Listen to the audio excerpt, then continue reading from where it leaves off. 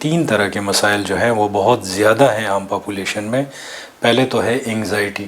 یعنی ایک شخص کو انتہائی ذہنی بے چینی ہو جاتی ہے۔ دوسری ہے ڈپریشن کہ جس میں وہ اپنے آپ سے بھی اور دنیا سے انتہائی نا امید ہو جاتا ہے۔ تیسری قسم جو ہے جس کو ہم کہتے ہیں بائی پولر ڈس آرڈر، اس کا لوگوں کو کم پتہ ہے مگر اس کی بھی پریویلنس بہت زیادہ ہے۔ اس میں ایک شخص جو ہے وہ بعض دفعہ انتہائی ضرورت سے زیادہ خوش رہتا ہے، جبکہ بعض دفعہ کچھ دنوں بعد وہ انتہائی شدید ڈپریشن کا شکار ہو جاتا ہے اور زندگی سے انتہائی نا امیدی اسے ہو جاتی ہے۔ تو آج ہم ڈسکس کرتے ہیں کہ بائی پولر ڈس آرڈر کیا ہے اور اس کو کیسے ٹریٹ کیا جا سکتا ہے۔ Welcome to Stress Free Life. SFL is a HRD and mental health services firm. Bipolar disorder, اس میں یہ ہوتا ہے کہ ایک شخص بہت زیادہ یا تو خوش ہوتا ہے اور یا پھر بہت ہی زیادہ ڈپریشن کا شکار ہو جاتا ہے۔ ظاہر ہے کہ وقت کی کمی کی وجہ سے ہم ان قسموں پہ ذکر نہیں کریں گے، مگر جنرلی اس کی علامات ہوتی ہیں، اس کا میں ذکر کر لیتا ہوں۔ سب سے پہلے تو یہ ہے کہ اس میں اداسی اور خوشی ایک دوسرے کو الٹرنیٹ کرتے ہیں۔ کچھ دن انسان بہت زیادہ خوش ہوتا ہے اور کچھ دن انسان بہت زیادہ اداس ہوتا ہے۔ تو پہلے دیکھتے ہیں کہ جب وہ ڈپریشن کا شکار ہوتا ہے تو اس کو کس طرح کی فیلنگ ہوتی ہیں۔ اور یہ میں یہاں کہوں کہ یہ کیفیت گھنٹوں، دنوں، ہفتوں یا مہینوں تک رہتی ہے۔ یعنی ایک شخص یہ ہو سکتا ہے کہ وہ ایک ہفتہ انتہائی شدید ڈپریشن کا شکار ہو اور اگلے ہفتے اس کو کسی طرح کی ڈپریشن نہ ہو، بلکہ وہ اس اسٹیٹ میں ہو کہ اسے لگے کہ وہ اس میں ساری اچھی باتیں ہیں اور وہ پوری دنیا کو فتح کر سکتا ہے۔ جب وہ ڈپریشن کی اسٹیٹ میں ہوتا ہے تو وہ پھر زندگی سے اور اپنے آپ سے بہت زیادہ نا امید ہوتا ہے اور اس میں اریٹیبلٹی یعنی چڑچڑاپن بھی ہو سکتا ہے ان لوگوں میں۔ اس دوران وہ جسمانی کمزوری بھی محسوس کرتے ہیں اور کچھ کرنے کی انرجی ان میں بہت کم ہوتی ہے۔ کسی چیز پہ توجہ نہیں دے سکتے، کنسنٹریشن نہیں، ان کی بہت خراب ہو جاتی ہے اور ان کی یاد کرنے کی ایبلٹی بھی جو ہے وہ بہت کم ہو جاتی ہے۔ روزمرہ کی زندگی کے کاموں میں انٹرسٹ بالکل ختم ہو جاتا ہے اور ان کو احساس ہوتا ہے کہ یہ پوری جو زندگی کا واقعہ ہے یہ ان کے لیے ایک بوجھ ہے۔ مستقبل کے متعلق بھی اگر سوچتے ہیں تو برائی ہی سوچتے ہیں، اچھے خیالات ان کے ذہن میں نہیں آتے۔ بعض لوگوں کو اس میں احساس ندامت اور پشیمانی بھی ہونے لگتی ہے۔ مستقبل کا جب سوچتے ہیں تو وہ تو اچھا نہیں سوچتے، مگر ماضی کے متعلق بھی جب اپنے زندگی کو دیکھتے ہیں تو ان کو بہت زیادہ پشیمانی اور ندامت کا احساس ہونے لگتا ہے، اور بہت دفعہ ان کو رات کو سونے میں بھی مسئلہ ہو سکتا ہے، یا اگر سو بھی جاتے ہیں تو بہت جلدی جاگ جاتے ہیں اور پھر ان کو نیند نہیں آتی۔ بعض کیسز میں یہ کیفیت اتنی شدید ہو جاتی ہے کہ وہ سوئیسائیڈل آئیڈیشن شروع کر دیتے ہیں اور وہ کہتے ہیں کہ زندگی کا خاتمہ ہو جائے تو بہتر ہے۔ اب یہ کیفیت کچھ دنوں تک رہتی ہے، جیسے کہ میں نے کہا گھنٹے بھی ہو سکتے ہیں، یعنی صبح ایک شخص بہت زیادہ ہائپر ایکسائٹیڈ ہے، بہت خوش ہے، اور شام کو جو ہے وہ شدید ڈپریشن کا شکار ہے۔ ہفتوں میں بھی ہو سکتا ہے، دن بھی پورا ایسے ہو سکتا ہے کہ 2-3 دن وہ بہت خوش ہو، پھر اس کے بعد وہ پھر انتہائی ڈپریشن کا شکار ہو، اور بعض کیسز میں مہینہ بھی ایک مہینہ وہ بہت خوش ہوتا ہے اور پھر اگلے مہینے وہ انتہائی شدید ڈپریشن سے گزر رہا ہوتا ہے۔ اب جب یہ پیریڈ ختم ہو جاتا ہے ڈپریشن کا تو اس کے بعد جس کو ہم مینیا والا پیریڈ کہتے ہیں اس میں وہ داخل ہو جاتا ہے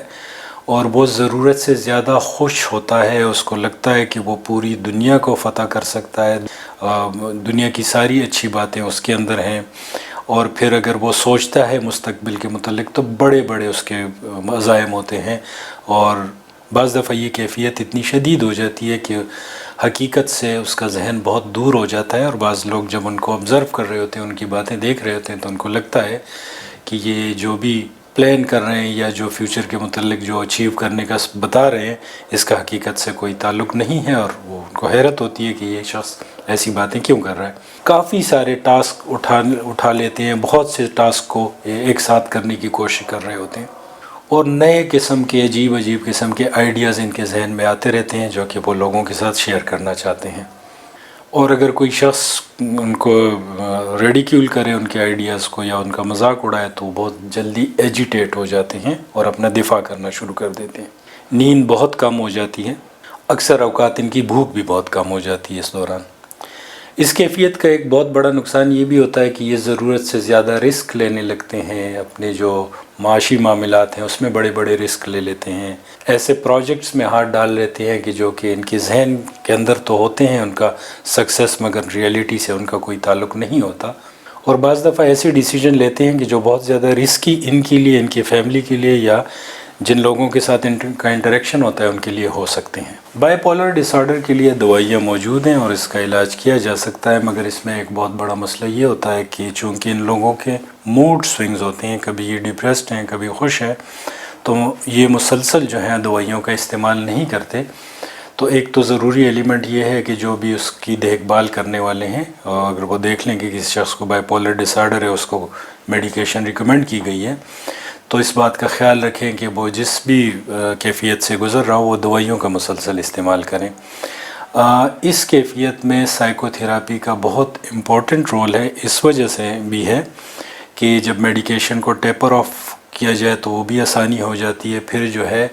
اگر میڈیکیشن کنٹینیو بھی ہے تو سائیکو تھراپی کا ایک امپورٹنٹ رول ہے تاکہ اس شخص کی سائیکو ایجوکیشن کی جا سکے، اس کو سمجھایا جا سکے کہ وہ جس کیفیات سے گزر رہا ہے یہ ایک طرح سے نفسیاتی مسئلہ ہے اور اس کو حل کرنے کی اس کو کوشش کرنی چاہیے تھرو میڈیکیشن یا سائیکو تھراپی۔ سائیکو تھراپی میں اس کے لیے جو طریقے موجود ہیں، ایک تو یہ ہے کہ interpersonal social rhythm therapy ہوتی ہے، جس کے ذریعے اس کو سمجھایا جاتا ہے کہ وہ کیسے ان کیفیات سے گزر رہا ہے اور کیسے ان پہ قابو پا سکے، وہ ایک الگ سبجیکٹ ہے۔ کاگنیٹیو بیہیویئر تھراپی بھی بہت افیکٹو ہوتی ہے اس میں، مگر سب سے زیادہ امپورٹنٹ اس کی سائیکو ایجوکیشن ہے کہ اس شخص کو سمجھایا جائے کہ جو کیفیات اس کے اوپر گزر رہی ہیں، اور اکثر لوگوں کو ریئلائزیشن بھی ہوتی ہے کچھ عرصے بعد کہ میری یہ کیفیت ہے، کبھی میں بہت زیادہ خوش ہوتا ہوں، کبھی میں بہت زیادہ پریشان رہتا ہوں۔ ایجوکیشن ان کی ہو جاتی ہے تو وہ یہ ہے کہ وہ انٹروسپیکشن ان کی بہتر ہو جاتی ہے، وہ اپنی طرف دیکھ سکتے ہیں، اپنا مطالعہ کر سکتے ہیں، اپنی کیفیات کا مطالعہ کر سکتے ہیں اور اس کو کریٹیکلی دیکھ سکتے ہیں کہ مجھ پہ جو کیفیات ہیں وہ نیچرل نہیں ہے، بلکہ یہ جو میں جس نفسیاتی مسئلے سے گزر رہا ہوں اس کی وجہ سے یہ میرے ساتھ ہو رہا ہے۔ اور آخر میں فیملی فوکس تھراپی کا بھی ضرور ذکر کروں گا، اس لیے کہ بائی پولر ڈس آرڈر میں ضروری ہے کہ فیملی ممبرز کو انوالو کیا جائے، جو بھی کیئر گیورز ہیں، تاکہ ان کو پتہ ہو کہ وہ جو شخص بائی پولر ڈس آرڈر سے کا مسئلہ ہے، اس کو جو مختلف طریقے سے اس کی ٹریٹمنٹس کی جا رہی ہیں اس کو کیسے ایفیکٹو بنایا جائے اور اس کو کیسے ہیلپ کی جائے کہ اس کے مطابق جو بھی اس کا نفسیاتی مسئلہ ہے اس میں سے نکل آئے۔ Thank you for watching. SFL is a human development and mental health services firm. For these services you can call on the mentioned numbers.